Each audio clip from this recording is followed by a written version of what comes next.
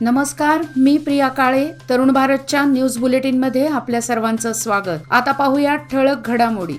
अंगणवाडी सेविकांवर सोपवण्यात आलेला ई-समीक्षेचा अतिरिक्त भार कमी करावा यासह विविध मागण्यांसाठी आज अंगणवाडी सेविकांनी जिल्हाधिकारी कार्यालयावर धडक मोर्चा काढून जिल्हाधिकाऱ्यांना निवेदन सादर केले.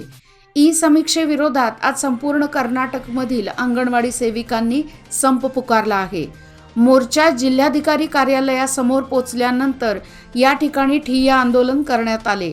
त्यानंतर सरकारने या मागण्या मान्य कराव्यात यासाठी जिल्हाधिकाऱ्यांना निवेदन देण्यात आले. मोर्चात बेळगाव शहर व परिसरातील अंगणवाडी सेविका मोठ्या प्रमाणात सहभागी झाल्या होत्या.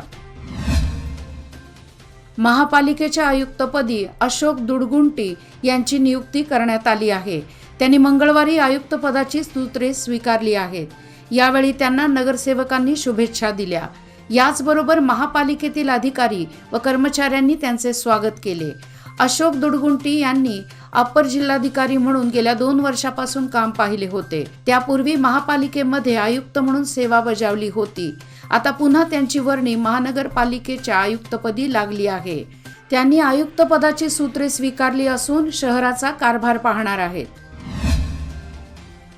रमेश कांबळे यांच्या खुन्यांना फाशीची शिक्षा होईपर्यंत लढा सुरूच ठेवण्याचा निर्धार आज बेळगावमधील दलित संघटनांनी केला. आज शहरात भव्य मोर्चा काढून निवेदन देण्यात आले. यावेळी सिद्धप्पा कांबळे, महादेव तळवार, जीवन कुरणे, दीपक गुड्यानहट्टी, गौतम पाटील व गुंडू गुंडपनावर उपस्थित होते. येथील सरकारी सरदार हायस्कूलला आज आमदार आसिफ उर्फ राजू सेठ यांनी भेट देऊन शाळेतील सुविधांचा आढावा घेतला. शिक्षक आणि विद्यार्थ्यांशी संवाद साधला. तसेच जे विद्यार्थी 96 पेक्षा जास्त गुण मिळवतील त्या विद्यार्थ्यांना 25,000चे बक्षीस देण्यात येईल. अशा विद्यार्थ्यांच्या शिक्षणाचा खर्च त्यांच्या ट्रस्टकडून केला जाणार असल्याचेही त्यांना सांगितले. बेळगाव उत्तरचे आमदार आसिफ उर्फ राजू सेठ यांचा आज कॅथॉलिक असोसिएशनच्या वतीने सत्कार करण्यात आला.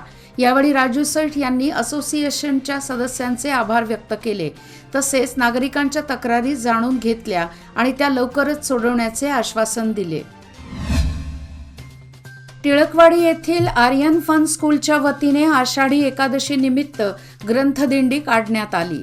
विठ्ठल भक्ती परंपरा व वारकरी संप्रदायाचे महत्त्व यावेळी विद्यार्थ्यांना सांगण्यात आले. ग्रंथदिंडीची सुरुवात शाळेपासून झाली.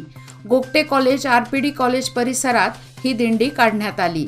श्रीकृष्ण मंदिरात दर्शनानंतर ग्रंथदिंडी पुन्हा शाळेकडे मार्गस्थ झाली. या बालदिंडीमुळे संपूर्ण परिसर भक्तिमय झाला होता. यावेळी शाळेच्या मुख्याध्यापिका सरोजा सदलगे यांच्यासह विद्यार्थी व शिक्षक उपस्थित होते. उद्याही सदाशिवनगर येथील मुख्य शाळेत ग्रंथदिंडी काढली जाणार आहे. अभियांत्रिकीसह व्यावसायिक अभ्यासक्रमाच्या प्रवेशासाठी सीईटी परीक्षा उत्तीर्ण विद्यार्थ्यांच्या कागदपत्रांच्या पडताळणीला मंगळवारपासून प्रारंभ झाला. सुरुवातीला काही काळ विलंब झाला, परंतु त्यानंतर दिवसभर दिलेल्या वेळापत्रकानुसार कागदपत्रांची पडताळणी करण्यात आली.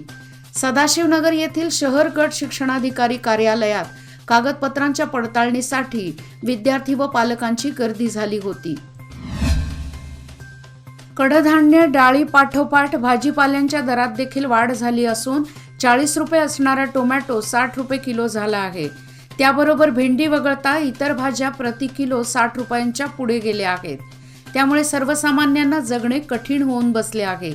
दैनंदिन आहारात लागणाऱ्या टोमॅटोच्या दरात भरमसाठ वाढ झाल्याने सामान्यांच्या बजेटवर देखील परिणाम झाला आहे. कर्नाटक सरकारने राज्यात शक्ती योजना लागू करून महिलांना मोफत बस प्रवास सुरू केला. या योजनेमुळे महिला सरकारी बसमधून प्रवास करू लागल्या.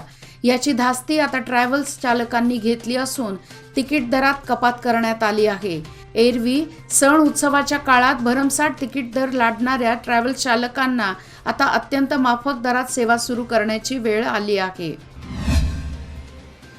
एकीकडे हेस्कॉमने भरमसाठ वीज बिल दिले असताना दुसरीकडे मात्र शहरात विजेचा खेळखंडोबा पाहायला मिळत आहे. भाग्यनगर चौथा क्रॉस येथील मागील 15 दिवसांपासून सतत विजेचा लपंडाव सुरू आहे. यामुळे रहिवासी वैतागले असून हेस्कॉमच्या कारभाराविरोधात नाराजी व्यक्त केली जात आहे. स्मार्ट सिटी योजनेला प्रारंभ होऊन 8 वर्ष पूर्ण झाल्याबद्दल स्मार्ट सिटी कार्यालयामध्ये मंगळवारी विशेष कार्यक्रम घेण्यात आला. यानिमित्त सकाळी 7 वाजता हनुमाननगर ते क्लब रोड, राणी चन्नम्मा सर्कल या मार्गावरून सायकली व वॉकिंग मॅरेथॉनचे आयोजन करण्यात आले. या प्रसंगी खासदार मंगल आंगडी, आमदार आसिफ सेठ, अप्पर जिल्हाधिकारी के.टी. शांतला, स्मार्ट सिटीचे व्यवस्थापक सईदा आफरीन बानू, बुडा आयुक्त राजशेखर डंबल, डॉक्टर ए.एम. मिरजण्णावर, कुरिहाळ यांच्यासह अनेक अधिकाऱ्यांनी भाग घेतला. याचबरोबर आजचे बातमीपत्र इथेच संपले. अधिक माहिती आणि ताज्या घडामोडीकरता पाहत रहा तरुण भारत न्यूज चॅनल. तसेच आमच्या चॅनलला लाईक, शेअर आणि सबस्क्राईब करायला विसरू नका. आणि विश्वासार्ह बातम्यासाठी दररोज वाचा दैनिक तरुण भारत. धन्यवाद. शुभरात्री.